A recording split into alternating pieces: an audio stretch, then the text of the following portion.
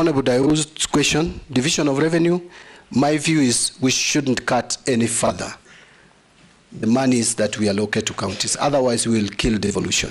This was a masterstroke with this constitution. We must, and we owe it to future generations to protect devolution at whatever cost. And that is why in the PFM Act, the moment we approve money to counties, you cannot reduce money that goes to counties, even if there is a shortfall in revenue collection. That was meant to protect the counties. One of the functions given to Treasury is to protect the county governments. And I would not fail in my constitutional obligation to protect the counties. I have not had kind words for political appointees. But I also want to tell Kenyans out there that being in a political office is just a calling. Actually, it is them who elect us to those offices.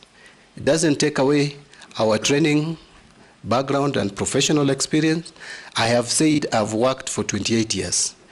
I am a professional, just like any other professional, whether in politics or in private practice or in otherwise. Remember, Mr. Speaker, I didn't say this. This Public Finance Management Act, my signature is here. I was in the task force which did this Public Finance Management Act. We were with the former CS Rotich. We were with Kamau Thuge, who is now the governor of Central Bank.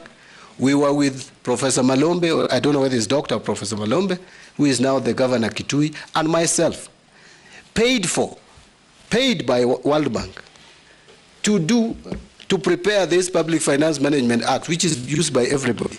I'm a professional, Mr. Speaker. Mr. Speaker, in 2011, you remember, and we were with you in the National Assembly, consulting with Mass Group. I was their consultant. We came up with the 10 million error in the budget. I'm the one who brought it to the House, which became known as computer error. As a professional, I made sure that Kenya, and by the way, Treasury agreed that that was an error. Remember, there were professionals at the Treasury, yes. But the professional who is a politician is the one who discovered that there was computer error. So I want to just give confidence to the public that even when you are a politician, you can be a professional. Finally, thank you. Mr. Speaker, allow me to, in response to the questions by Leader of Majority, to start with the pending bills on. In fact, Mr. Speaker, I had a lot to say, but because of limitation of time, I left out something on the issue of pricing and general procurement and supply chain management. That is an area that we must address. It is what we would call addressing corruption. Mr. Speaker, if you are to buy omena in Kisumu and buy it in Kericho, despite even the transport cost, you are almost buying it at the same price. But in the same government building, 5th floor, 10th floor, buying the same item at different prices. We cannot continue like that as a country. We must find a system of standardizing our prices. And again, there has been talk about automation. End-to-end procurement must now be implemented. We cannot procrastinate further. Kenyans are crying for value for money. Kenyans are talking about economy in the use of our resources. That must be realized by deliberately ensuring that we automate procurement from the budgeting to procurement, to receipt of goods, to payment. It must be end-to-end. This idea of saying we will implement it in July, now it has been moved to January. The moment I become a CS, I want to make sure that that is implemented so that there is value for money. We can save. The former president talked about us losing 2 billion shillings a day. The current president has also talked about us wastage. In fact, Mr. Speaker, you'll remember there was a time we used to talk about 10%.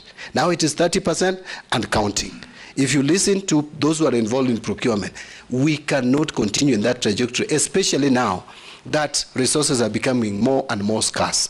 We must make sure that the little resources that we'll collect, and that is the responsibility of CS Finance, by the way, to ensure that there is proper accountability and transparency in the use of public resources.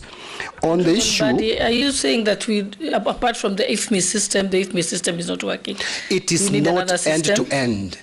IFMI system is, the procurement is broken. It is not end-to-end. They will tell you we have automated procurement. It's not true. So we must make sure that from budgeting all the way to payment and even use of goods, it is seamlessly integrated. We must do that. Mr. Speaker, I've been asked about bottom-up. Bottom-up economic transformation agenda. That is how it is called. Let me tell you, through you, Mr. Speaker, tell Honorable Junet this, that bottom-up is actually a concept of UDA, read Kenya Kwanza. But I want to tell him that if you look at the philosophy of UDA and ODM, there is no difference. Actually, the two are social democrats. Yes. The two political parties promote social democracy. But let me leave that for that. Look at better. What is it all about? It talks about job creation. It talks about cost of living. It talks about agricultural productivity. It talks about digital economy. What about ODM? What was in our manifesto? We talked about the same. Actually, the better concept is on value addition. Now, ODM manifesto, which I participated in drafting, we had manufacturing, emphasizing on agriculture as raw material. So it is manufacturing supported by agriculture. Did you read Animal Farm? I read it some time back, Mr. Speaker. Yes. But now, better is on value addition. Yes. For agriculture for value addition. ODM, agriculture for manufacturing. Semantics.